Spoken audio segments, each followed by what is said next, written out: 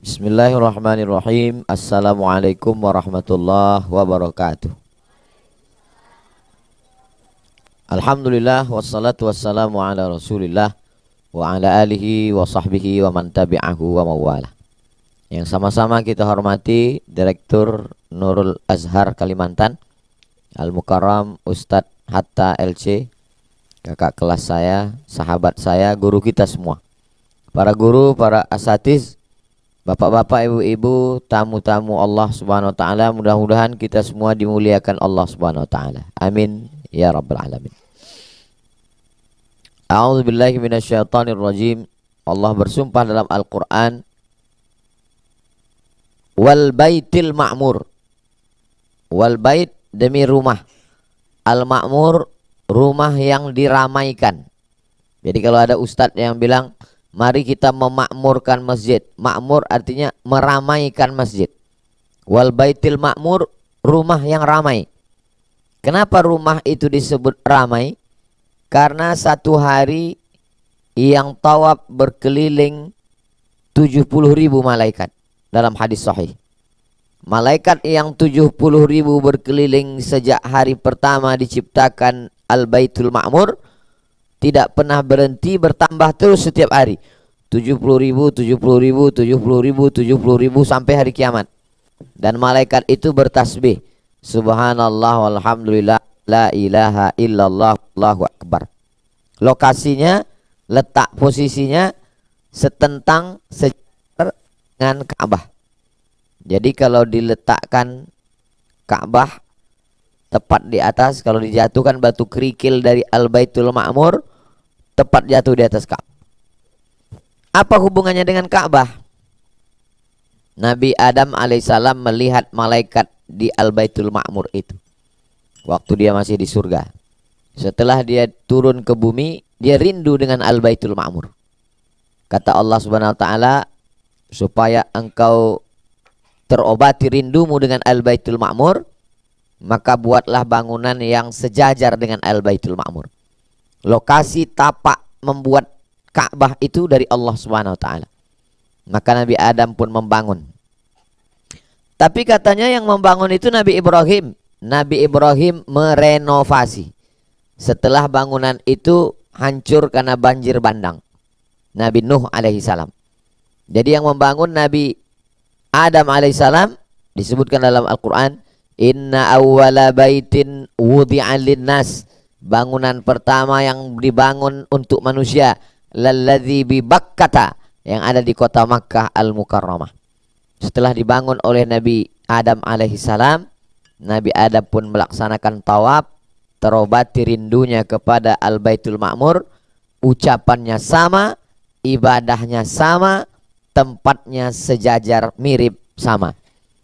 Ibadahnya berputar keliling, ucapannya tasbih, tahmid, takbir, subhanallah walhamdulillah wala ilaha illallah wallahu akbar. Itulah tiga ibadah yang sama dilakukan makhluk Allah yang berbeda. Yang pertama, malaikat di Al-Baitul Ma'mur. Yang kedua, manusia di samping Ka'bah. Yang ketiga, planet-planet berputar melilit matahari. Matahari di tengah, Neptunus, Merkurius, Pluto, Mars berkeliling dengan ucapan yang sama, subhanallah walhamdulillah wala ilaha illallah wallahu akbar.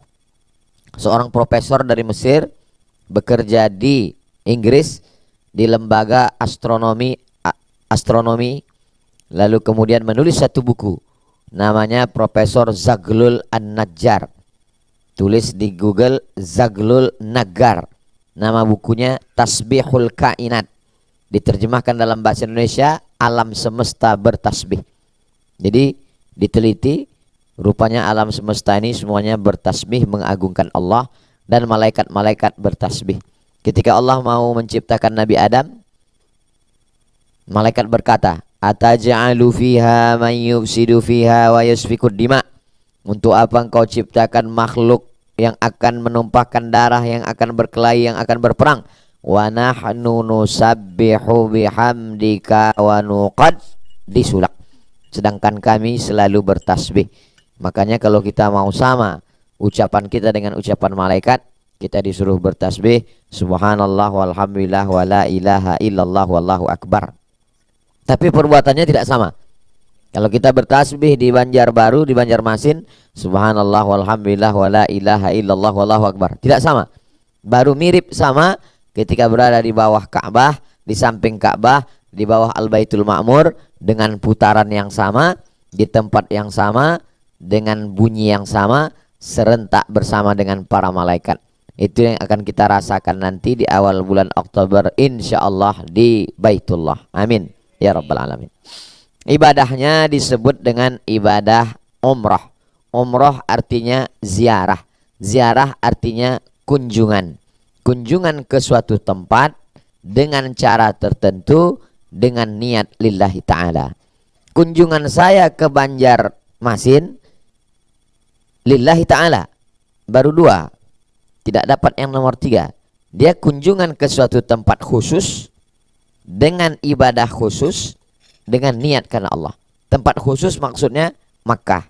Dengan ibadah khusus maksudnya berkeliling. Dengan niat khusus lillahi ta'ala, yang dirindukan oleh orang-orang beriman. Antashhada an la ilaha illallah wa anna Muhammad Rasulullah wa tuqimas shalah wa tu'tiyaz zakah wa tasuma Ramadan. Yang kelima, wa tahujjal bait, berkunjung ke Baitullah. Lalu kemudian ibadah ini ditetapkan para ulama ada rukunnya. Rukunnya ada 5. Yang pertama niat, yang kedua tawaf, yang ketiga sa'i, yang keempat tahallul, yang kelima tartib. Tartib maksudnya berurutan. Tawaf dulu baru sa'i, bukan sa'i dulu baru tawaf. Yang pertama niat, yang kedua tawaf, yang ketiga sa'i, yang keempat tahallul, yang kelima tartib berurutan. Yang pertama niat dulu. Niatnya tidak sama seperti sholat. Kalau sholat tidak ada tempat berniat. Bisa berniat di hotel, bisa berniat di kamar, bisa berniat di jalan, bisa berniat di musola. Tapi kalau umrah sudah ada tempat niat yang ditetapkan oleh Allah, diwahyukan kepada Nabi Muhammad sallallahu alaihi wasallam. Posisi Makkah di tengah. Kalau datang dari arah Irak, jadi kalau Makkah jam 2 Irak, maka dia mesti berhenti di satu tempat namanya Zatu Irqin. Semua jamaah yang datang dari arah Irak berhenti di Zatu Irqin. Di Zatu Irqin itulah dia berniat labbaik Allahumma umrah. Labbaik Allahumma umrah. Kalau dia datang dari arah Najd, Najd angka 5. Jadi posisi jamnya Najd angka 5. Kalau dia datang dari arah Najd, Najd itu sekarang namanya sudah berubah menjadi Riyadh, ibu kota Saudi Arabia, 1000 kilo dari Makkah. Kalau datang dari arah Najd, tempat berhentinya namanya Qarnul Manazil. Gak boleh langsung ke Makkah, berhenti dulu di Qarnul Manazil, baru dia berniat labbaik Allahumma umrah. Angka 6 Yaman.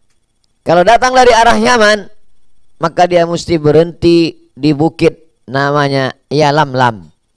Dari Yalamlam inilah dia berniat labbaik Allahumma umrah. Jam 11 6 7 8 9 10 11 dari arah Mesir, dari arah atas, maka dia tidak bisa langsung ke Makkah. Dia mesti berhenti di satu tempat namanya Juhfah. Sekarang nama tempat itu berubah menjadi Rabigh. Di Rabigh inilah dia mesti berniat labbaik Allahumma umrah. Kami dengan Ustaz Atta naik kapal laut 2 hari 2 malam dari Kairo. Kapal berhenti di Rabigh, mandi bersih pakai kain ihram, labbaik Allahumma umrah, baru kapal lanjut menuju Jeddah. Kalau datang dari arah Madinah, maka dia mesti berhenti. Bapak Ibu ingat baik-baik, ini akan keluar dalam UAS, ujian akhir semester.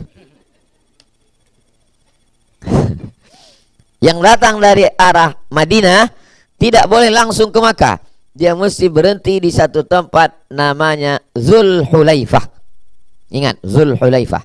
Jangan pulang dari sini nanti ditanya sama anak, apa aja tadi kata Ustaz Somad? Pusing lah pokoknya, angka-angka banyak sekali ini makin pusing mama dibuatnya. Ingat rekening listrik lagi.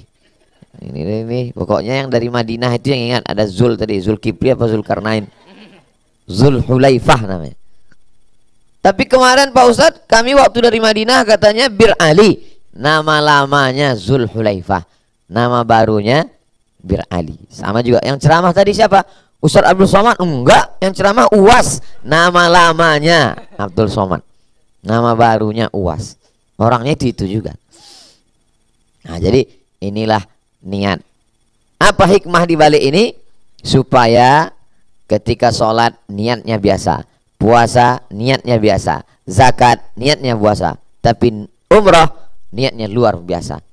Mesti berhenti di situ, mandi, bersih, pakai kain ihram, sholat sunnat ihram, usolli sunnatal ihram raka'ataini lillahi ta'ala. Dulu ada pohon kayu di situ. Jadi bunyi hadisnya yusolli raka'ataini tahta syajarah. Nabi sholat 2 rakaat di bawah pohon kayu. Pohon kayunya udah tak ada lagi, diabadikan menjadi masjid. Itulah dia masjid, namanya Masjid Bi'ru Ali. Bi'ru artinya sumur, Ali sumur Ali. Karena berat kalimat Bi'ru, hilang hamzahnya, jadi Bir Ali. Bir Ali artinya sumur Ali. Jadi ada preman baru tobat, dikasih tahu sama ustadz pembimbing, nanti kita ke Bir Ali. Ustadz, saya ini tobat mau meninggalkan bir ini, jangan ajak lagi saya ke situ Pak Ustadz. Bi'ru Ali. Sampai di situ kita udah mandi di Madinah, sudah bersih-bersih, udah pakai kain ihram. Lalu kemudian sampai di Bir Ali, sholat sunat tahiyatul masjid. Habis itu sholat sunat ihram. Habis itu baru berniat 3 saja. Labbaika Allahumma umrah. Labbaika Allahumma umrah. Labbaika Allahumma umrah. Tapi Ustadz kami yang ngajar niatnya panjang Pak Ustadz. Nawaitul umrata wa ahramtu biha lillahi ta'ala. Boleh, nggak salah. Tapi saya biasa kalau ngasih umroh pengalaman dulu. Peserta umroh saya itu resiko tinggi. Nggak bisa ngapal panjang-panjang. Dibaca awal hilang ujung, baca ulung hilang pangkal, dibaca tengah ujung pangkal hilang.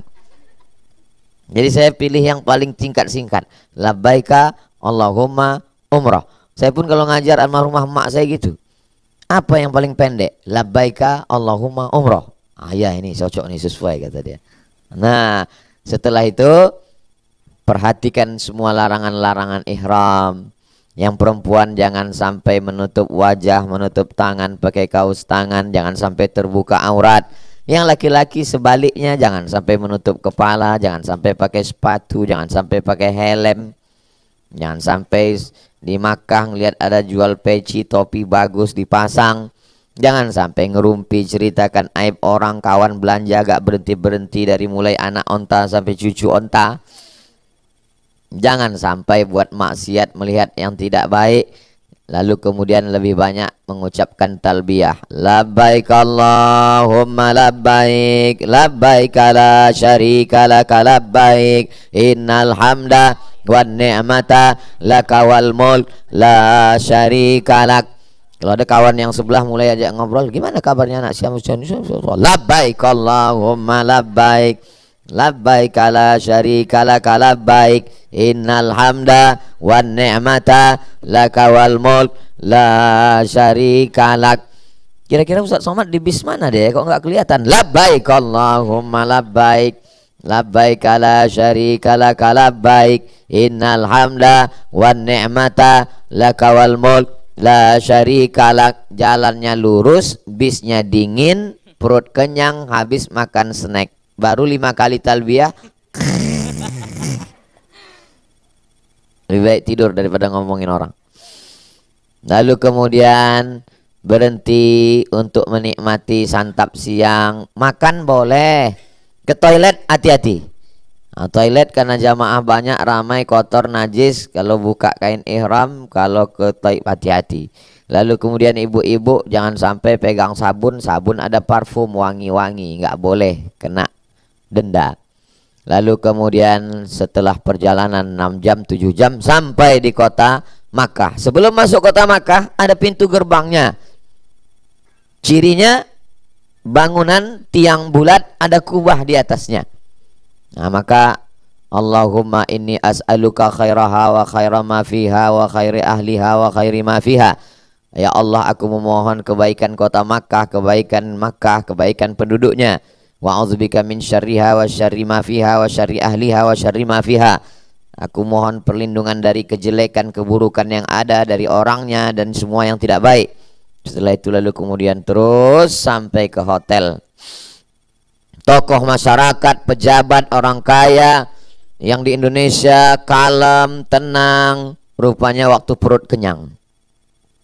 Begitu sampai di Makkah, perjalanan panjang, badan lelah, stres letih, perut lapar, mau cepat ke kamar, mengamuk musang berbulu kambing. Mana kunci saya? Wah, mulai mengamuk. Ustaz, ini cerita siapa? Pengalaman pribadi saya.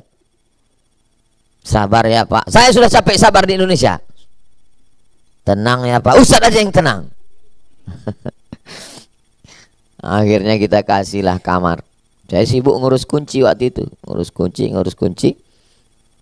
Bapak-bapak yang ibu kalau kurang sabar langsung naik ke atas ya, restoran ada, pergi makan di atas. Makan, udah makan baru ketemu. Pak Ustaz. Udah itu baru dibagi kunci. Naik saya ke atas, saya tengok ibu-ibu udah pakai daster, padahal belum tawaf. Ada rambut yang terbuka. Aduh, bapak-bapak udah pakai jaket. Kenapa pakai jaket? Jaket ini ada jahitannya. Nggak tahan Pak Ustadz, kedinginan. Ibu, iya masa makan pakai pakaian putih? Nggak boleh dibuka Bu sebelum. Jadi gimana? Kena denda. Dendanya berapa? Potong kambing 1 ekor 600 rial. Langsung buka kalkulator, 600 kali 3.500. Nggak ada duit Pak Ustadz. Mana nih Pak Ustadz? Nggak sanggup potong, maka kasih makan 6 fakir miskin. Kambing nggak sanggup, makan fakir miskin. Berapa orang? 6 orang. Berapa? 90 rial. Ketetapan pemerintah Saudi Arabia. Hitung lagi, 90 rial kali 35.000. Nanti mau beli ceret kuning, beli rantang, beli. Nggak cukup Pak Ustadz. Kalau begitu kalian mesti puasa 3 hari. Puasa, sedang tadi aja kami nggak tahan Pak Ustadz. Kalau gitu kalian berdosa semua. Kalau gitu kami milih dosa aja lah Pak Ustadz. Stres saya menghadapi jamaah. Dia bilang dia pilih dosa. Aduh. Tapi itu jamaah bukan dari Kalimantan Selatan. Dari mana? Adalah, nggak boleh sebut daerah. Setelah bersih semua, makan, sehat, siap, barulah turun menuju Masjidil Haram. Sampai masuk pintu Masjidil Haram, Allahumma antas salam. Ibu nggak usah stres masalah bacaan, ikut aja apa kata pembimbing. Allahumma antas salam. Kalau hafal ikut, kalau nggak hafal ujungnya aja salam. Allahumma antas salam wa minkas salam wa ilaika ya'udus salam fahayyina rabbana bis salam wa adkhilnal jannata daras salam tabarakta rabbana ta'ala itadzal jalal wal ikram. Langkah kaki kanan jamaah. Allahumma aftah li abwaaba rahmatik. Allahumma aftah li abwaaba rahmatik. Habis itu Allahumma salli ala Sayyidina Muhammad wa ala ali Sayyidina Muhammad. Turun lift, turun melihat Ka'bah. Melihat Ka'bah banyak yang terpukau. Ingat, setiap melihat sesuatu yang agung mulia, ingat Allah. Tasbih tahmid. Jangan mentang-mentang dari Kalimantan Selatan melihat Ka'bah, wow, amazing. Setelah itu membaca doa, lupa. Apa doa melihat Ka'bah Ustaz? Allahumma zid hazal baita tashrifan wa ta'ziman wa takriman wa mahabatan wa birra.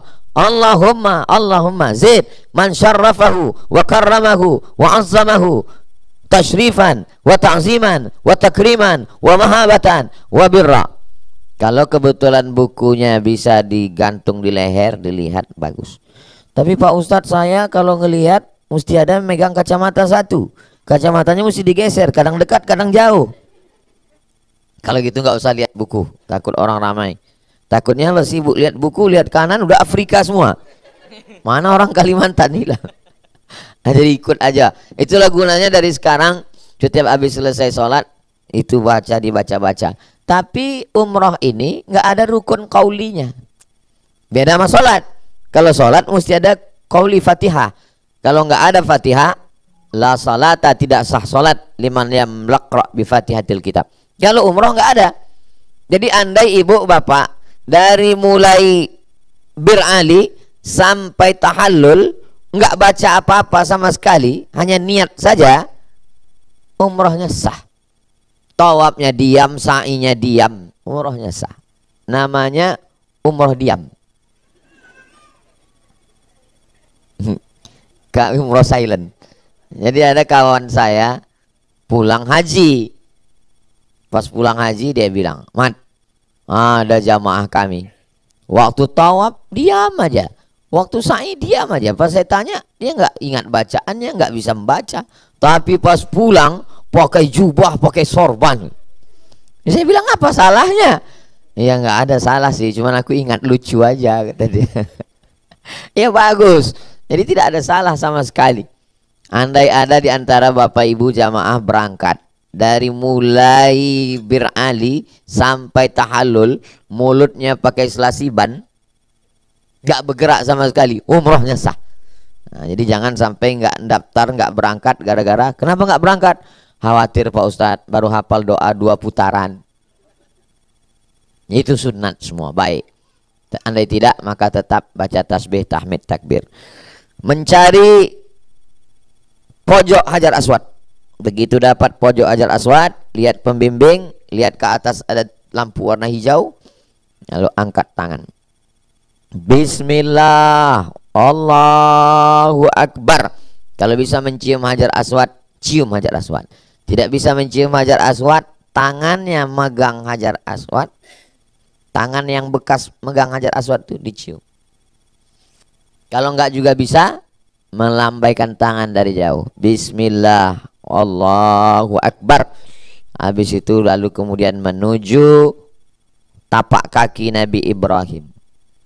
Allahumma adkhilni mudkhala sidqin wa akhrijni mukhraja sidqin waj'alni min ladunka sultanan nasira. Apa kedengaran Pak Ustadz?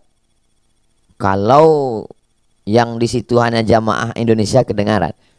Tapi kalau udah campur sama jamaah lain, yang India kuat juga, jangan doa.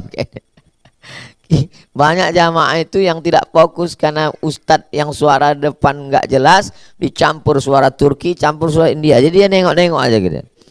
Jangan sampai begitu. Akhirnya karena bingung ada pula yang buka handphone. Nah, langsung streaming. Kita ini masih ibadah, ini ibadah, tahu? Ini rukun. Jangan sampai rukun. Bayangkan kalau dalam rukun kita main-main handphone. Nah, jadi fokus saja. Kalau nggak bisa ikut banyak suara, subhanallah walhamdulillah wa la ilaha illallah wallahu akbar. Subhanallah walhamdulillah la ilaha illallah wallahu akbar. Pojok Hajar Aswad. Subhanallah walhamdulillah wa la ilaha illallah wallahu akbar. Subhanallah. Lalu kemudian sampailah ke rukun Yamani. Disebut rukun Yamani, rukun artinya tiang. Yamani tiang yang mengarah ke Yaman. Disebut dengan rukun Syami karena rukun yang mengarah ke negeri Syam, Suriah, Damaskus, Suriah, Lebanon, Yordania, Palestina. Rukun Syami namanya. Disebut dengan rukun Iraqi karena dia mengarah ke Irak. Tidak ada rukun Kalimantani. Rukun Yamani, rukun Syami, rukun Iraqi, rukun Hajar Aswad. Dari rukun Yamani ke Hajar Aswad doanya berubah. Rabbana atina fid dunya hasanah wa fil akhirati hasanah wa qina azaban nar wa adkhilnal jannata ma'al abrar ya aziz ya ghaffar. Allahumma inna nas'aluka ridhaka wal jannah wa na'udzubika min sakhatika wan nar. Lalu kemudian sampai ke Hajar Aswad, angkat lagi tangan. Bismillah, Allahu Akbar. Lalu kemudian putaran 2, putaran 3, putaran 4, putaran 5, putaran 6, putaran 7, habis. Mulai menelusuri pinggir tepi sampailah ke arah setentang sejajar belakang makam Ibrahim. Salat sunat tawaf 2 rakaat. Usalli sunnat tawaf raka'ataini lillahi ta'ala. Selesai 2 rakaat salat sunat tawaf, qul ya ayyuhal kafirun, qul huwallah. Ayat yang lain enggak apa-apa, salat sunat. Habis itu berdoa, mintalah doa kepada Allah SWT. Saya enggak bisa bahasa Arab Pak Ustadz. Terserah, bahasa Indonesia, bahasa Melayu, bahasa Banjar, bahasa Bugis, bahasa Makassar, bahasa Batak, bahasa apapun bahasa, minta sama Allah. Allah Maha tahu. Minta sama Allah. Habis itu selesai, baru kemudian menuju ke Bukit Sofa, minum air zam-zam. Menghadap ke kiblat, berdiri. Tapi katanya nggak boleh minum berdiri. Ya nggak boleh minum berdiri, air putih biasa. Minum air zam-zam berdiri. Allahumma inni as'aluka ilman nafi'an wa rizqan wasi'an wa shifaan min kulli da'in wa saqamin birahmatika ya arhamar rahimin. Kalau hafal. Kalau nggak hafal, gerak-gerakkan aja mulut.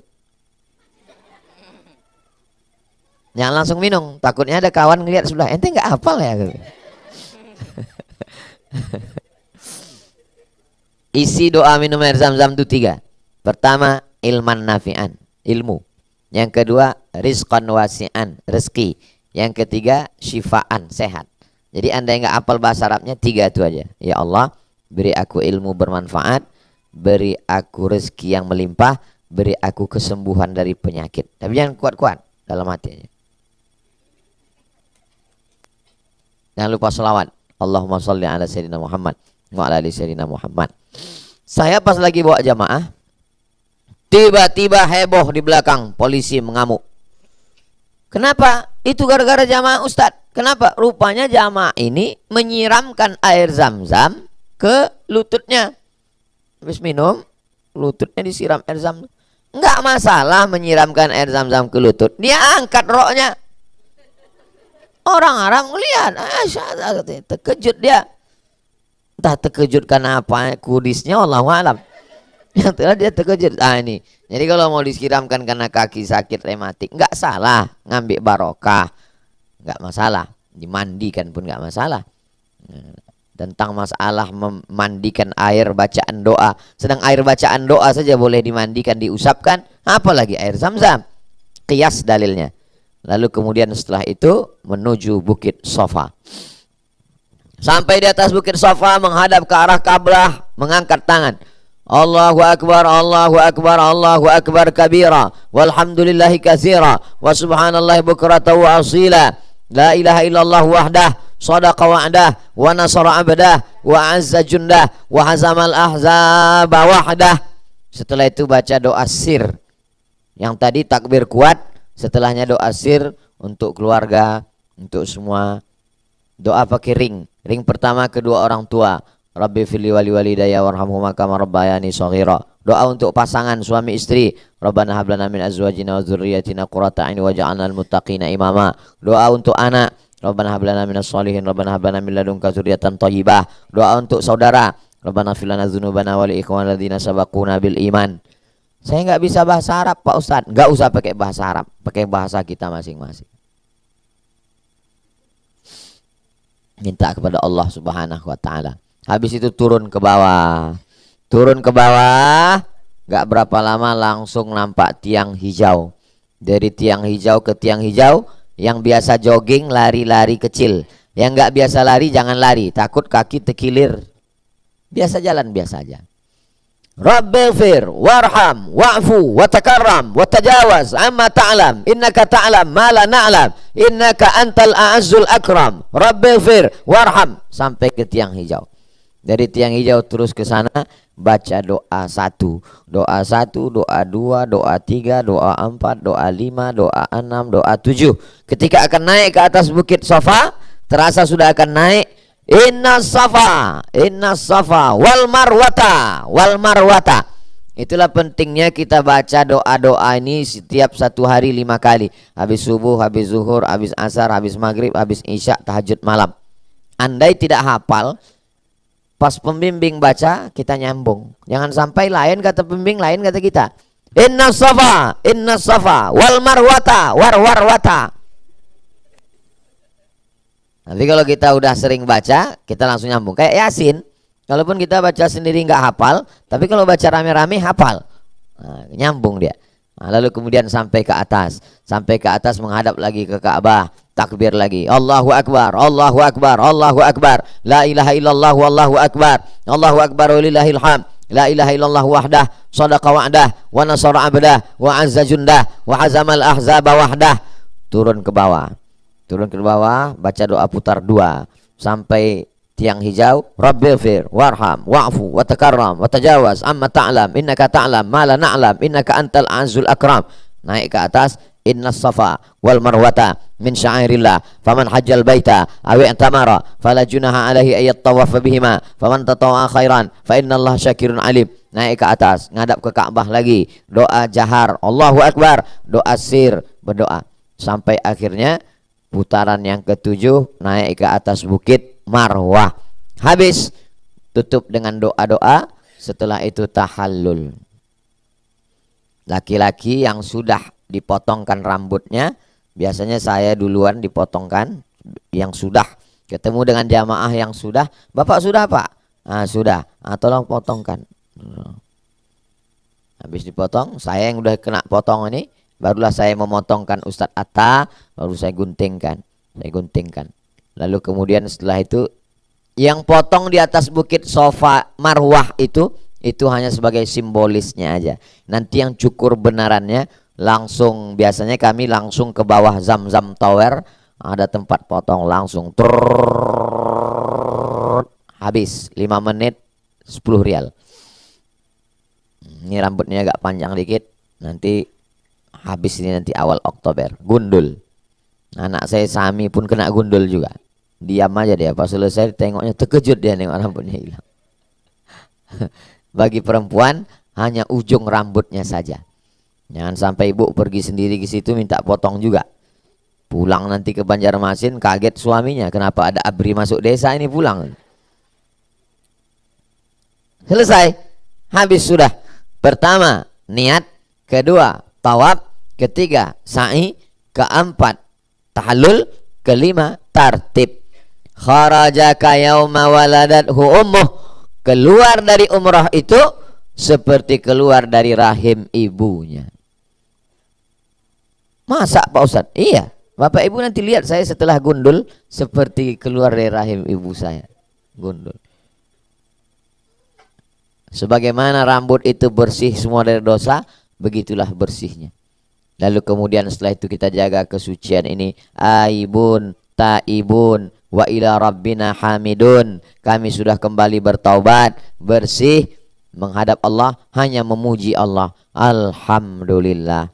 Yang berangkat kita, yang tawaf kita, yang sa'i kita, tapi sesungguhnya itu qudrat iradat kehendak dari Allah. La haula wala quwata illa billah. Selesai itu besoknya mau umroh lagi, umroh sunat, pergi ke Tanim, bawa pakaian sampai di Tanim mandi, habis itu niat umroh, pergi ke Ji'ranah sesuai dengan jadwal yang udah diatur Ustadz Atta nanti. Berapa kali umroh, itu umroh sunat. Biasanya saya umroh yang pertama diri saya, umroh yang kedua almarhum ayah, umroh ketiga almarhumah emak. Habis itu, tapi saya Pak Ustadz nggak bisa umroh, capek. Ya cukup, jangan membebani diri dengan yang kalau kita tidak mampu. Terus Pak Ustadz isi ibadah sementara pulang, nanti dibawa ziarah. Ziarah artinya berkunjung.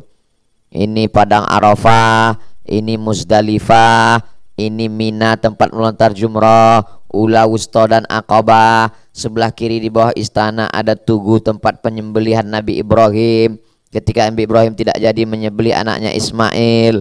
Ini semua adalah pemakaman Ma'la di kota Makkah. Ini Masjid Jin, ini perluasan Masjidil Haram.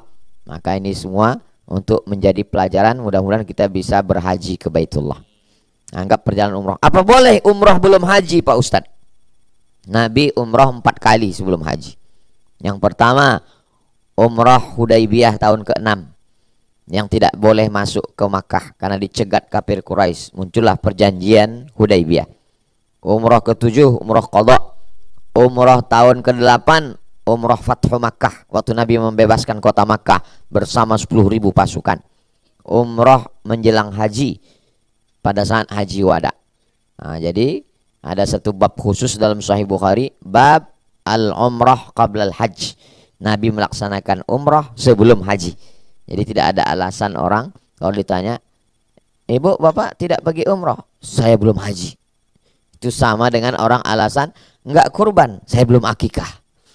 Sampai mati enggak pernah kurban karena belum akikah. Padahal tak ada hubungan. Anak kita itu tanggung jawab saya mengakikahkan anak saya, tapi saya tanggung jawab ayah saya. Kalau saya tidak diakikahkan dulu, itu beliau yang bertanggung jawab di hadapan Allah, dan tidak wajib hukumnya juga, sunat muakkad. Adapun mampu melaksanakan kurban. Ini sebagai perbandingan. Masjid, hotel, perjalanannya singkat. Masjid, hotel, tapi jangan lupa antara masjid ke hotel ada pasar. Jadi orang yang sekali ke masjid 2 kali ke pasar. Berangkatnya mampir dulu, pulangnya mampir dulu. Berapa banyak bapak ibu yang pergi berpasangan, bapak udah nunggu di depan hotel. Ibu mana pak? Ini Pak Ustadz, terlalu lama zikir di Raudhah. Begitu pulang 2 kresek penuh, terkabul doa di Raudhah pak. Nah, ini nggak salah belanja, nggak salah. Malahan ada ayat khusus untuk mencari rezeki di saat melaksanakan haji. Karena pada saat haji itu mereka dulu berdagang, berniaga. Setelah Islam datang, mereka lapor ke Nabi, ya Rasulullah, bagaimana kalau kami dagang jualan musim haji?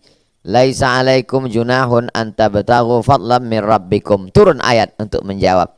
Kamu boleh berdagang, berniaga, mencari rezeki dari Tuhan kamu. Itu makanya jamaah-jamaah dari berbagai negeri pada musim haji dulu membawa. Jadi jual beli pada saat itu memang dari dulu itu menjadi pasar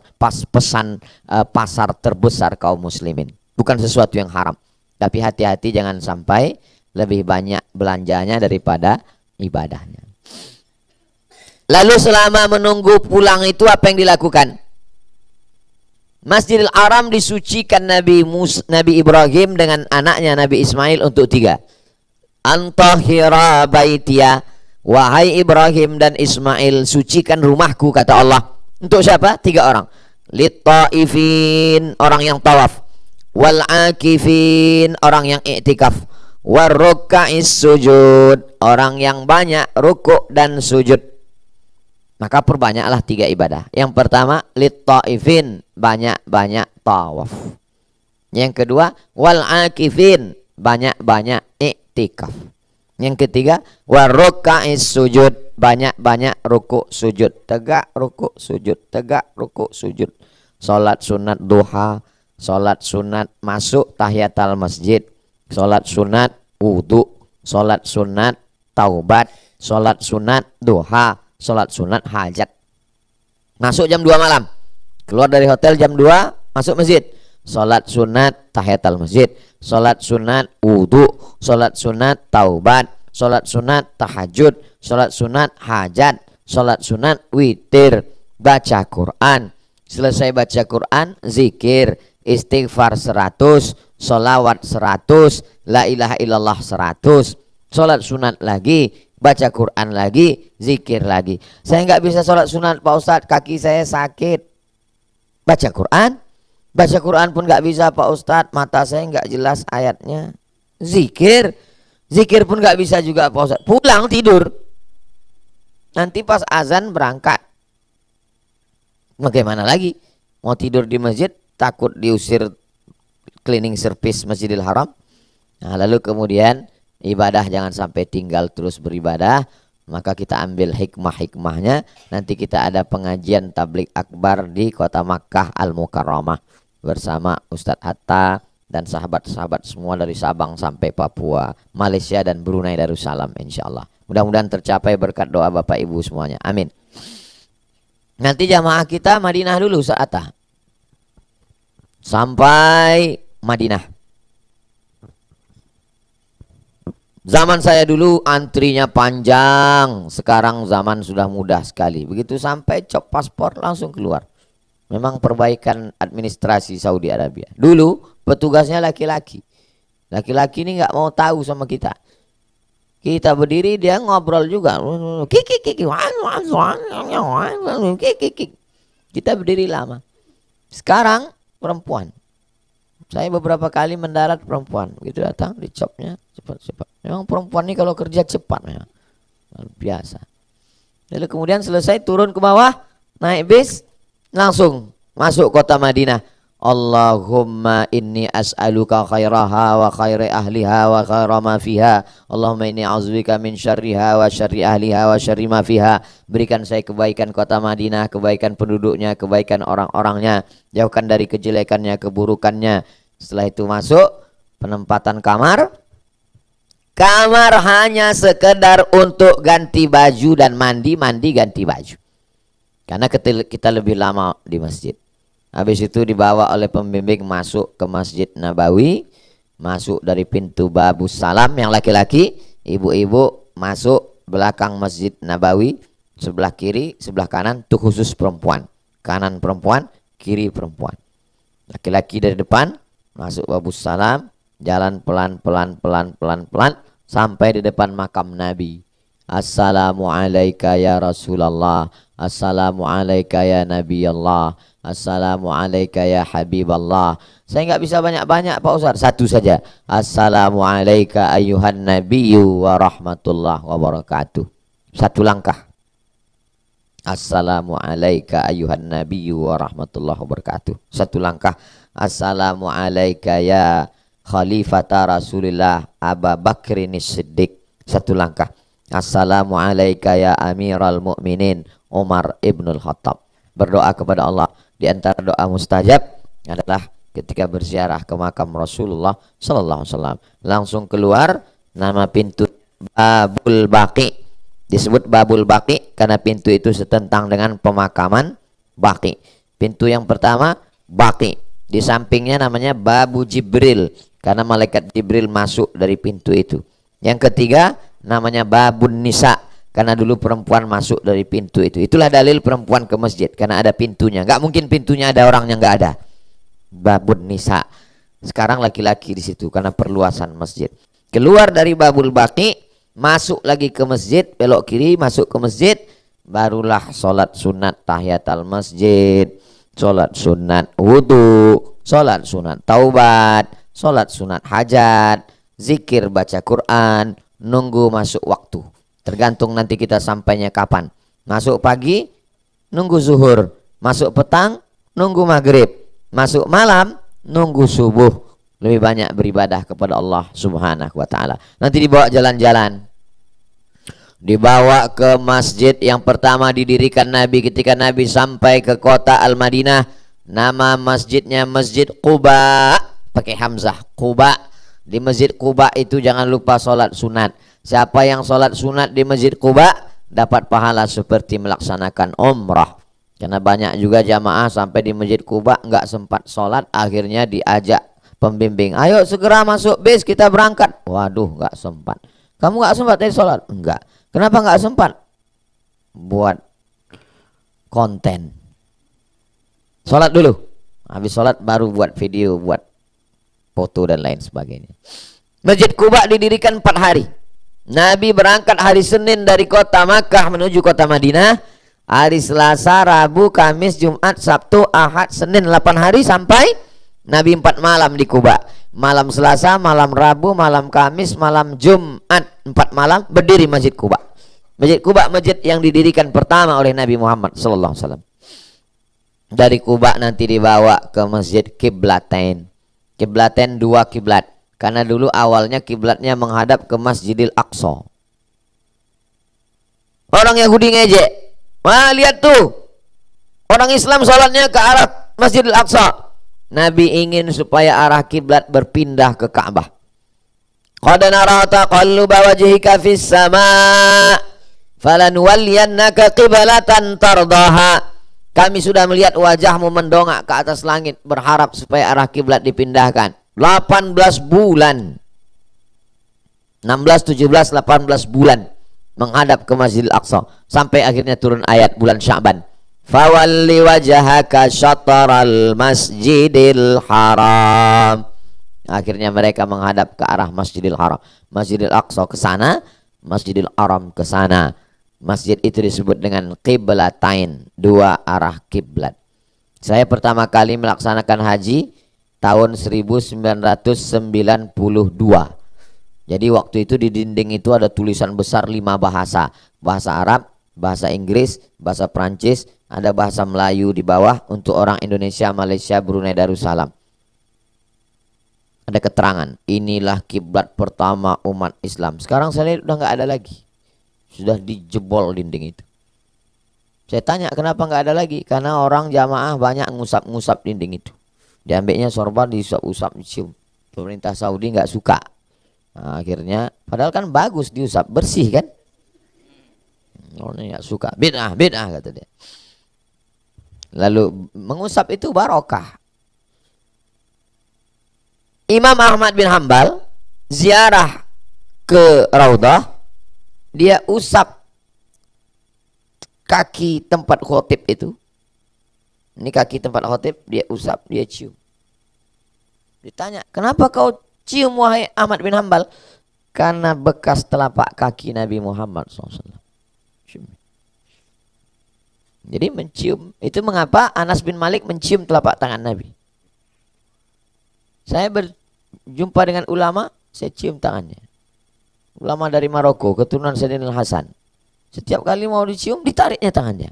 Setiap kali dicium, tangan saya bersentuh, tangan saya sendiri saya cium. Karena tangan saya bersentuhan dengan tangannya. Salah satu mengambil barokah adalah dengan cara mencium telapak tangan. Hajar Aswad juga dicium. Kalau nggak bisa mencium Hajar Aswad, dipegang Hajar Aswad, tangan kita yang bekas cium kita cium. Salah satu asbab turunnya barokah. Nah, itu. Ada satu jamaah, Ustadz, katanya Hajar Aswad itu orang ramai berbondong-bondong. Iya, tapi tadi Pak Ustadz, pas saya cium Hajar Aswad, sepi, nggak ada orang. Saya heran. Saya penasaran, saya tanya, yang mana? Ditunjuk, itu Hijir Ismail. Hijir Ismail. Nah, jadi yakinkan betul itu Hajar Aswad. Tadi saya cium Hajar Aswad Pak Ustadz, kok lembut? Itu badan orang Afrika. Makanya buka mata, lihat dulu. Nah, lalu kemudian kita pun dibawa ziarah ke Masjid 7. Oh, banyak sekali masjidnya sampai 7. Karena waktu itu perang melawan kafir musyrik. Kata Salman Al-Farisi punya strategi perang. Bagaimana supaya orang Makkah tidak bisa masuk ke Madinah? Kita gali parit lebar sehingga kuda tidak bisa melompat. Nabi ikut menggali parit dan mengangkat itu. Nampak mereka perut Nabi itu basah karena keringat dan ada lumpur. Nabi ikut gotong royong ngangkat. Nabi itu bukan tunjuk-tunjuk, angkat, masuk surga. Siapa yang angkat? Enggak. Nabi ikut gotong royong. Ngambil barokah. Ada 7 pos. 7 pos tempat penjagaan penggalian parit itu dijadikan masjid, dijadikan satu. Itulah dia Masjid 7. Disebut juga dengan Perang Ahzab. Kenapa disebut Perang Ahzab? Perang koalisi kafir musyrik menyerang Nabi dengan orang Yahudi. Disebut juga dengan Perang Khandaq. Karena Khandaq artinya parit. Jadi nanti lokasinya itu satu. Masjid 7, Perang Ahzab, Perang Khandaq itu sama. Jangan sampai jamaah kelahi dengan terapel lain. Enggak enak Pak Ustaz, mereka dibawa ke Perang Ahzab, kami kok enggak. Ya itulah. Perang Ahzab, Perang Khandaq, Masjid 7. Habis itu dibawa ke lokasi Perang Uhud. Tempat yang kita naik, bukit kecil itu namanya Jabal Rumad. Rumad pemanah. Adapun bukit Uhud, itulah yang di belakang yang panjang itu bukit Uhud. Jadi jangan bilang saya tadi naik ke bukit Uhud. Kita nggak naik ke Uhud. Kita sedang melihat bukit Uhud yang panjang. Lokasinya di daerah pebukitan Uhud. Di atas itulah pasukan pemanah disusun Nabi. Kata Nabi, saya akan berperang di bawah. kalian menjadi pemanah di atas. Kalau saya menang, kalian jangan turun. Kalau saya kalah mati di bawah, kalian juga jangan turun. Kalian di atas, siap. Pasukan pemanah siap dari atas. Tiba-tiba Nabi menang. Nabi dan sahabat menang. Banyak harta ghanimah rampasan perang. Turun mereka ke bawah. Ketika mereka turun ke bawah, panglima perang kafir musyrik namanya Khalid bin Walid. Belum Islam waktu itu Khalid bin Walid. Dia berputar mengelilingi Jabal Rumat. Dia serang dari belakang. Kaum muslimin kalah. Gara-gara pasukan turun. Patah gigi Nabi. Dilarikan bersembunyi di balik bukit Uhud. Sahabat meminta, ya Rasulullah, likulli nabiyyin da'watun mustajabah. Setiap nabi itu ada doa mustajab. Minta satu doa supaya mati mereka semua. Kata Nabi, doa itu aku simpan. Untuk siapa? Syafa'atan li ummati yaumal qiyamah. Doa itu disimpan Nabi untuk kita. Kita sudah didoakan Nabi 1445 tahun yang lalu. Sekarang kita mau datang mengobati kerinduan kita kepada dia. Selama ini kita nangis membayangkannya. Nanti kita akan langsung di depan makamnya insya Allah. Mudah-mudahan Allah mengabulkan segala permohonan kita. Selama di Madinah banyak-banyak berselawat. Allahumma sholli ala sayyidina Muhammad wa ala ali sayyidina Muhammad. Saya kalau berselawat saya hitung Pak Ustadz, beli tasbih. Banyak juga jamaah umroh ini lebih lama milih tasbih daripada bertasbih. Masuk toko tasbih, tasbih kecil nggak jadi, tasbih besar nggak jadi, tasbih panjang nggak jadi, tasbih pendek nggak jadi, tasbih kayu nggak jadi, tasbih kaca nggak jadi. Akhirnya lebih lama memilih tasbih daripada bertasbih. Beli tasbih 100 biji, pulang ke rumah semuanya untuk tamu. Tinggal satu tasbih digantungkan di mobil. Banyak mobil masuk surga, yang punya masuk neraka. Na'udzubillah. Nah ini bagi yang menghitung pakai tasbih. Ini tasbih Allahumma sholli ala sayyidina Muhammad wa ala ali sayyidina Muhammad. Ya Rasulullah, bagaimana kalau seperempat hariku kupakai bersolawat? Bagus. Bagaimana kalau setengah hariku kupakai bersolawat? Bagus. Bagaimana kalau seluruh hariku kupakai selawat?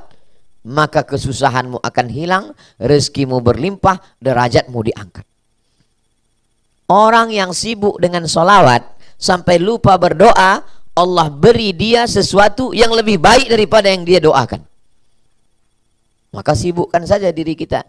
Saya banyak hal dalam hidup saya yang tidak pernah saya mintakan. Saya malu untuk mintanya. Allah kasih. Situ saya baru paham janji Allah. Kalau kau sibukkan dirimu dengan zikir, kau sibukkan dengan solawat, maka Allah beri engkau lebih baik daripada yang kau minta. Sama misalnya ibu punya anak, bapak punya anak. Anak ini banyak minta. Minta mobil, minta handphone, minta motor, minta uang, minta duit. Tapi anak yang satu lagi nggak pernah minta. Tapi dia prestasi. Nilainya bagus, orangnya sopan. Maka yang nggak minta ini diberi lebih banyak. Kenapa? Karena prestasinya. Prestasi kita apa? Kita nggak punya prestasi apa-apa. Kita hanya bisa bersolawat.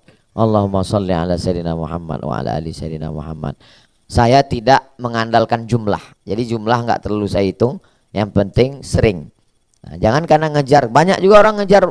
Saya satu hari mesti 1000. Karena ngejar angka, akhirnya bunyi selawatnya nggak jelas.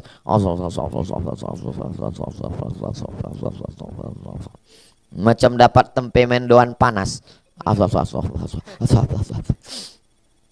Kalau saya tetap saya jaga, yang pelan-pelan nggak apa-apa. Allahumma sholli ala sayyidina Muhammad wa ala ali sayyidina Muhammad.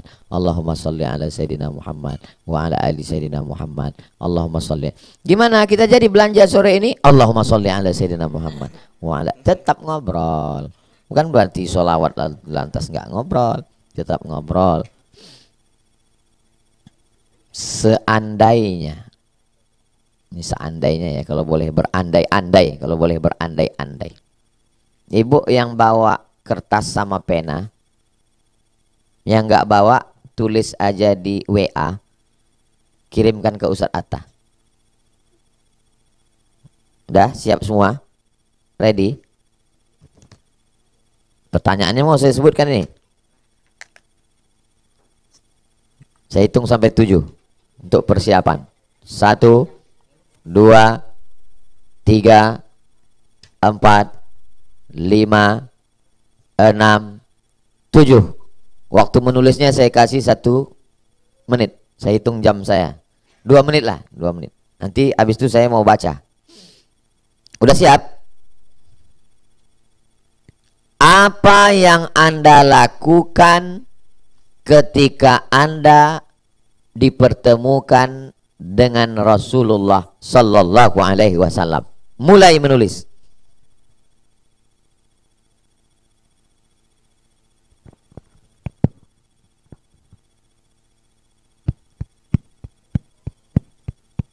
Sementara nulis saya minum teh dulu.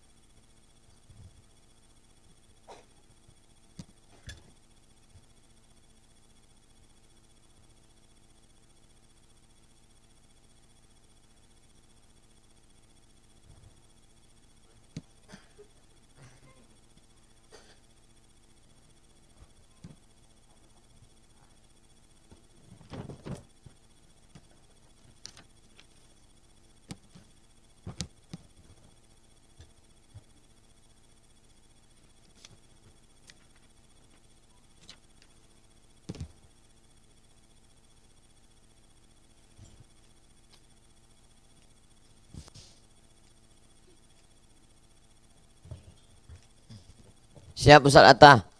Ustaz bacakan apa yang ditulis. Terserah Ustaz Atta mau pilih. Cik. Ustaz Atta nggak usah disobek Bu, nanti dikembalikan lagi ke Ibu. Kasih aja sama bukunya sama nomor rekening sekalian. Mana?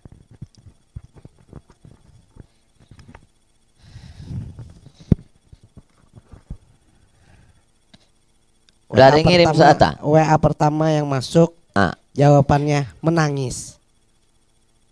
Kalau ketemu sama Nabi dia nggak bisa melakukan apa-apa, dia hanya menangis. Nggak tahu dia mau buat apa, hanya menangis di hadapan Nabi SAW.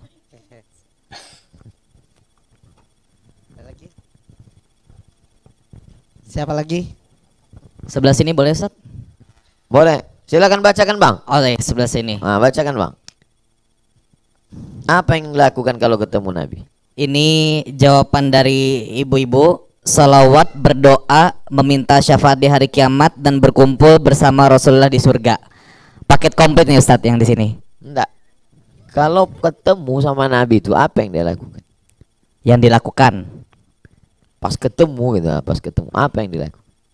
Izin Ustaz, akan mencium tangan beliau dengan dan menatap beliau dengan dekat dan berharap beliau mengajak ke surga. Allahu Akbar. Masya Allah. Allah. Akan mencium tangan Nabi, menatap wajah Nabi. Masya Allah. Mudah-mudahan Allah mengkabulkan segala harapan kita. Amin ya Allah. Mungkin dari bapak-bapak masih belum Ustadz ya? Bapak-bapak masih istikharah lagi. Biasanya kalau bapak-bapak rasional nih Ustadz jawabannya. Mereka lama berpikir. Seperti dulu lama mereka memutuskan untuk memilih ibu.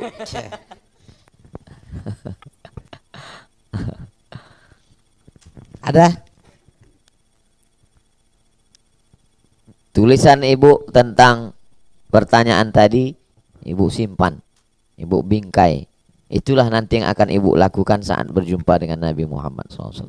Karena itu tulus dari lubuk hati ibu yang paling dalam.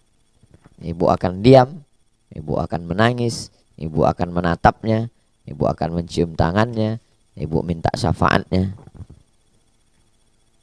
Bukan untuk ujian SNMPTN. Bukan pula jawaban saya lebih mulia daripada jawaban ibu. Cinta ada dalam hati kita masing-masing. Kita berangkat itu karena kecintaan kepada Nabi Muhammad SAW. Almar'u ma'aman ahab. Orang akan bersama dengan siapa yang dia cintai. Sebesar apa cinta kita kepada Nabi, sebesar itulah perjuangan kita untuk menolong Islam. Sebesar apa cinta kita kepada Nabi, sebanyak itulah selawat kita. Sebesar apa cinta kita ke Nabi, sekuat itulah motivasi kita untuk berangkat berziarah ke makam Rasulullah Sallallahu Alaihi Wasallam. Itu yang dapat saya sampaikan. Kalau ada pertanyaan-pertanyaan, kita akan bahas dalam tanya jawab. Saya kembalikan. Jangan kemana-mana, kita lanjutkan setelah yang satu ini. Jamaah. Bukan ya. Baik, terima kasih banyak. Ucapkan terima kasih kepada Tuan Guru kita Haji Abdul Samad LC DSE PhD yang sudah memberikan tausiah sekaligus manasik umrah bersama kita di sini. Baik Ustadz, mungkin untuk tanya jawabnya langsung sekarang atau sekarang Ustaz ya. Boleh berapa pertanyaan dulu Ustaz? 3 dulu ya. Baik, 3 pertanyaan, boleh dari ibu-ibu, boleh dari bapak-bapak, dan satunya lagi terserah nanti siapa. Silahkan dari ibu-ibu dulu, boleh? Yang ingin bertanya silakan dari ibu-ibu, boleh di belakang ya, silakan. Mikrofonnya ulun boleh pinjam dulu sama Ustaz Hatta. Baik, silakan. Assalamualaikum warahmatullahi wabarakatuh. Waalaikumsalam warahmatullahi wabarakatuh. Mungkin ini salah satu kekhawatiran saya pribadi. Alhamdulillahnya dalam kesempatan ini saya bisa berangkat umroh bersama anak saya yang kebetulan masih usia 1,5 tahun. Seperti yang tadi saya barusan lihat, Pak Ustadz juga membawa anak Ustadz pas ibadah umroh. Mungkin bukan bermaksud negatif, berpikir negatif, cuman mungkin kekhawatiran ketika melaksanakan ibadah, anak tidak berada di dalam kondisi yang kurang baik atau kurang kondusif. Kira-kira bagaimana umroh yang saya lakukan? Apakah ada tips atau pesan Ustadz untuk kami sebagai orang tua dalam menjalankan ibadah umroh nanti? Demikian pertanyaan saya. Terima kasih. Baik, terima kasih. Dengan ibu siapa tadi namanya? Hisan, Khairatun Hisan. Khaira aja. Haira, baik Ibu Haira. Ini pertanyaan dari Ibu Haira tadi Ustadz, katanya kalau misalkan anaknya itu ketika beribadah itu rewel Ustadz ya, kira-kira itu seperti apa Ustadz? Boleh mau dijawab langsung atau tanya lagi Ustadz? Boleh, saya jawab dulu. Baik, silakan Ustadz. Berangkat umroh Februari tahun lalu itu pas usia Sami 1 tahun. Selama di sana yang saya khawatirkan musim dingin nanti dia kedinginan, flu, karena pakai waktu dari Makkah ke Madinah kain ihram. Ternyata Masya Allah tabarakallah, dia tidak sakit sama sekali, tidak flu, tidak batuk, sehat walafiat.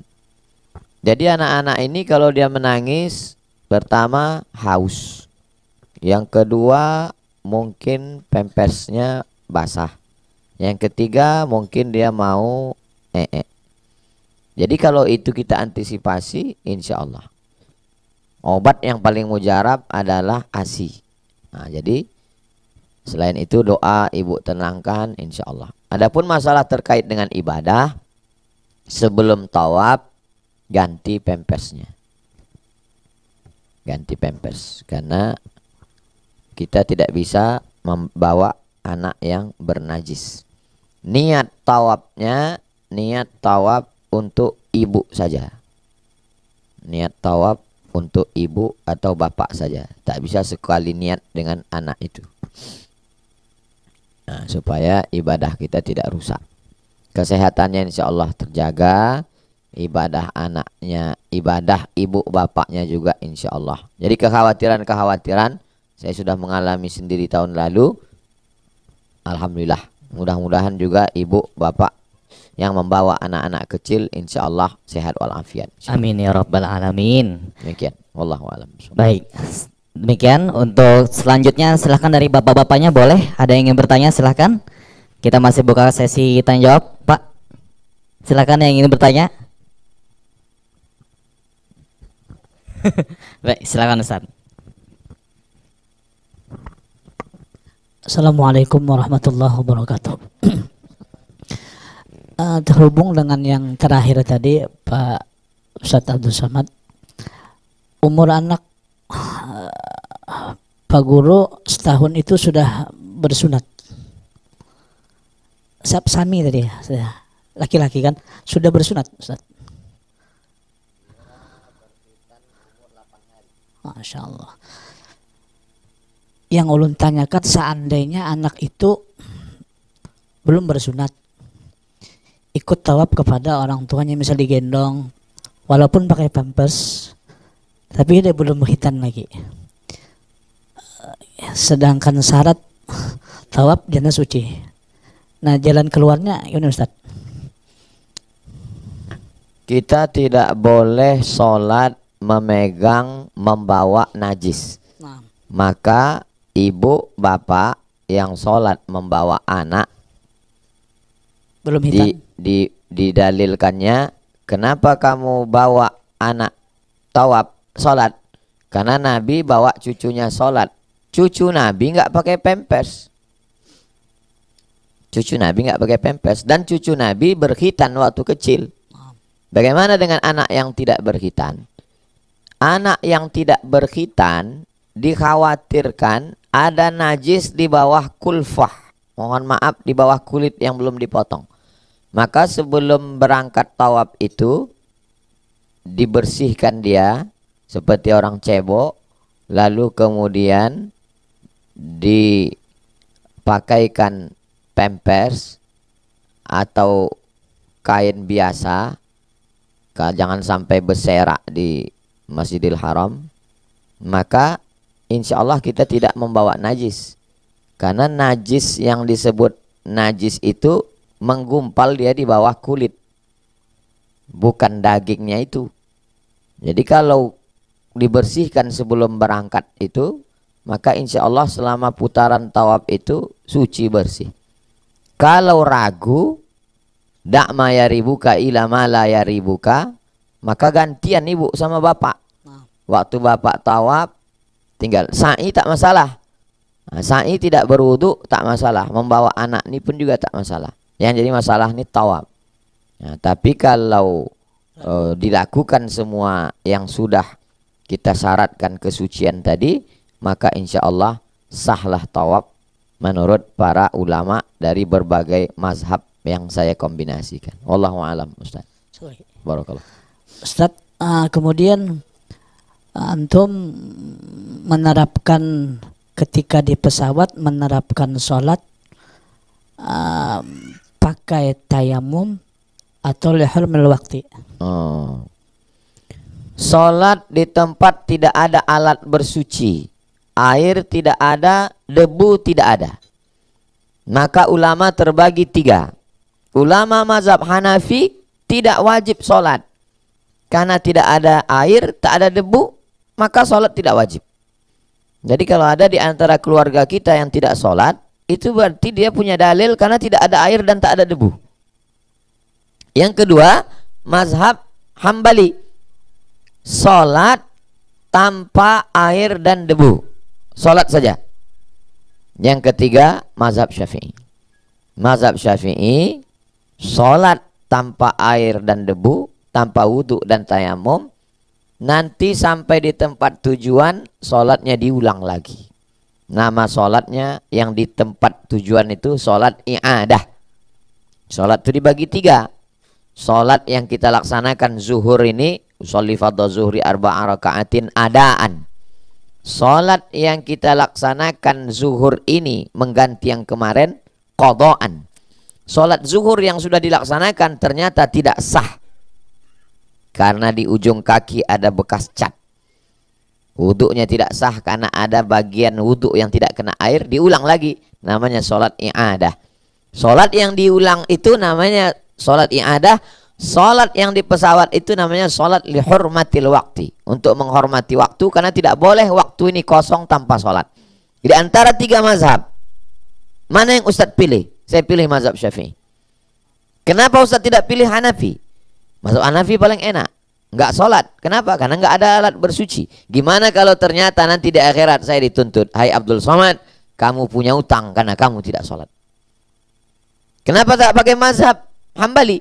Mazhab Hambali kan sholat. Iya, bagaimana kalau di akhirat ternyata kamu memang sholat, tapi sholatmu tidak sah karena kamu tidak wudhu dan tayamum. Saya tetap punya utang. Yang selamat mazhab Syafi'i. Di pesawat tetap sholat, dan sholatnya seandainya tidak sah, tetap tergantikan. Itulah mengapa saya pakai mazhab Syafi'i, karena mazhab Syafi'i mazhab yang terkenal ahwat, tingkat kehati-hatiannya lebih tinggi. Tapi kata Ustadz kami, di pesawat itu ada debu Pak Ustadz. Debu yang saya pahami itu begini dalam hadis. Ini tempat pelana kuda atau pelana unta. Ada cahaya matahari. Waktu pelana itu dipukul pakai tangan, naik debunya ke atas.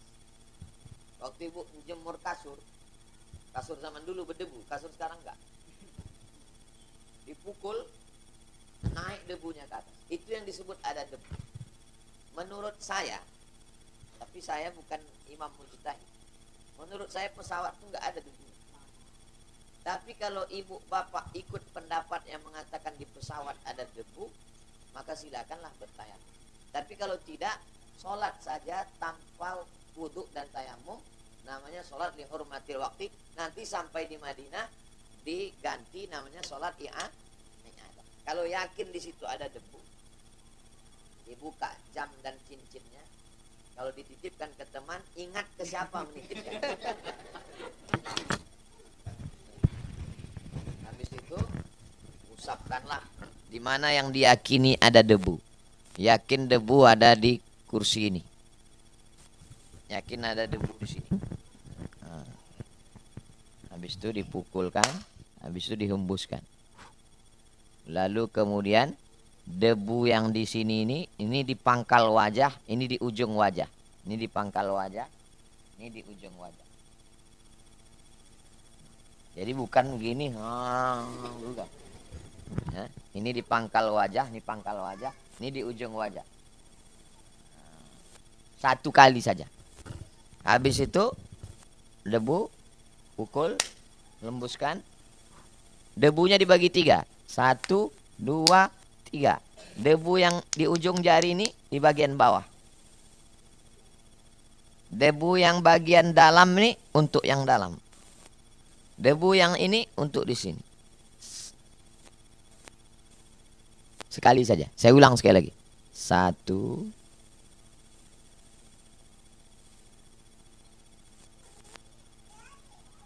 Bagian tayamum.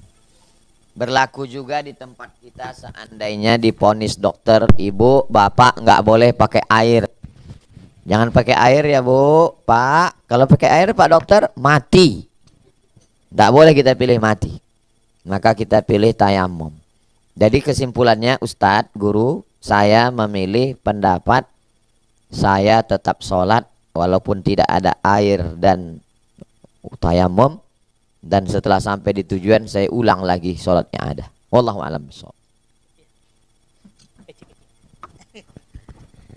Baik, luar biasa. Kita cukupkan dulu untuk sesi tanya jawabnya. Ini adalah yang paling terakhir sesi tanya jawab dari Ulun. Ustadz, mungkin bisa saya wakilkan juga nih Ustadz untuk para jamaah. Kira-kira Ustadz, apa pesan yang bisa diberikan kepada jamaah umroh yang sekarang akan berangkat nih Ustadz? Apalagi tadi sebelum Ustadz datang tadi tanya jawab ke jamaah, banyak jamaah yang baru pertama kali ikut umroh, dan juga tentunya mungkin bagi jamaah yang di sini belum berkesempatan untuk umroh, kira-kira Ustadz apa pesan yang bisa diberikan untuk bisa termotivasi agar fokus untuk beribadah selama di tanah suci Ustadz? Silahkan. Pertama, persiapan ilmu. Ngaji sama guru, tanya yang nggak tahu, kirim WA ke Ustadz Atta, nanti Ustadz Atta jawab atau Ustadz Atta minta Ustadz Somad, saya akan kirimkan voicemail, kirimkan ke grup Umroh Kalimantan Selatan 2024. Saya kirimkan jawaban. Kecemasan, ketakutan dihilangkan dengan ilmu. Yang kedua, persiapan fisik. Jangan banyak minum es, jangan banyak gula, jangan banyak tepung, jangan banyak karbohidrat. Badan ringan, sehat, karena banyak ibadah perlu banyak bergerak. Dari sekarang mulai jalan kaki ke masjid, pulang, pergi, banyak jalan supaya terbiasa. Banyak berzikir, banyak doa. Ala bidzikrillahi tatmainnul qulub. Yang ketiga, kalau hati kita bahagia, badan kita ikut bahagia. Kalau hati kita susah, pikiran kita susah, badan kita ikut sakit. Bagaimana supaya kita bahagia? Kita akan bertemu dengan tempat-tempat orang yang kita cintai. Saya Pak Ustadz, jangankan ketemu orangnya, lewat di pintu gangnya aja hati saya bahagia.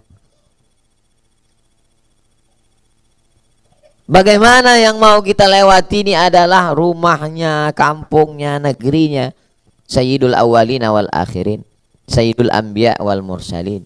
Orang yang akan memberikan syafaat ke kita, orang yang menyimpan doanya untuk kita, orang yang merindukan kita, orang yang menjanjikan kita mereka nanti akan minum di haud telagaku. Siapa mereka ya Rasulullah? Amanu bi walam yarauni. Mereka percaya kepadaku walaupun pernah melihat aku. Yang dia sebutkan itu kita. Kita sangat bahagia. Kita rindu ingin berziarah ke depan makam. Kita ingin melihat Ka'bah. Kita ingin. Itulah puncak kebahagiaan kita. Kita sampai pada level tidak lagi bahagia karena materi, karena benda. Kita udah lewat itu semua. Kebahagiaan kita adalah karena akan berziarah ke tempat-tempat kelahiran, rumah makam lahirnya Rasulullah Shallallahu Alaihi Wasallam. Maka ini yang membuat kita merasa senang dan merasa bahagia. Kebahagiaan dalam hati kita itu melahirkan kimia-kimia yang menjalar ke otak kita, ke badan kita, sehingga kita menjadi sehat walafiat.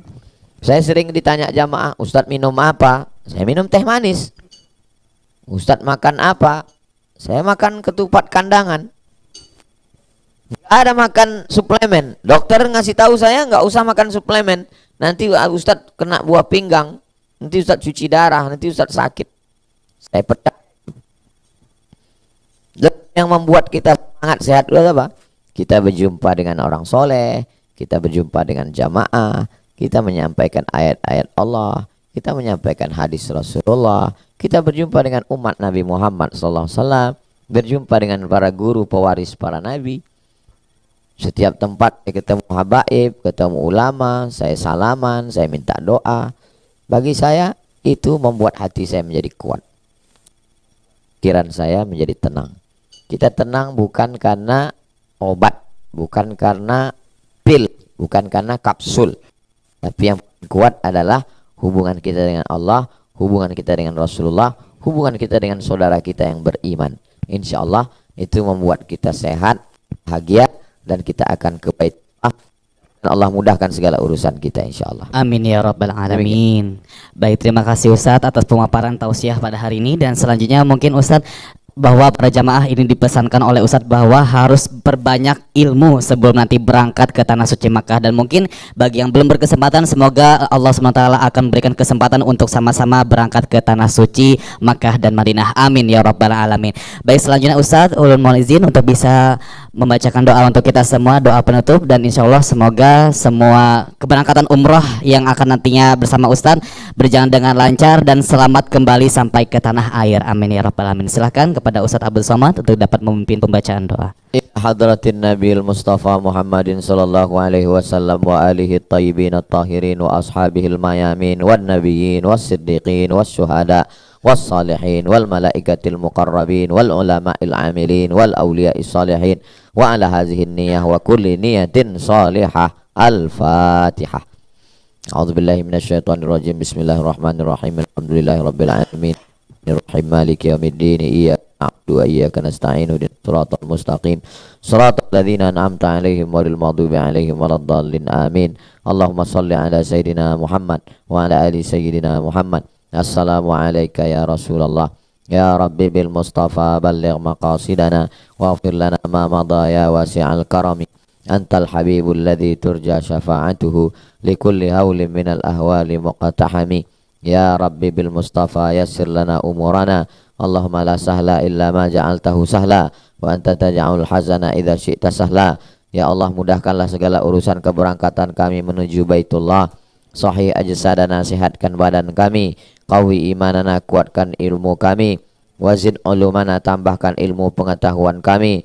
Waj'alna minar rasyidin, jadikan kami orang yang berpikir lurus, berhati lurus, berkata lurus, beramal lurus. Waj'alna minal mutahabbina bijalalik, jadikan kami orang yang bersaudara karena kemuliaan-Mu ya Allah. Azillana tahta zilli arsyika, berikan kami naungan di bawah singgasana arasmu.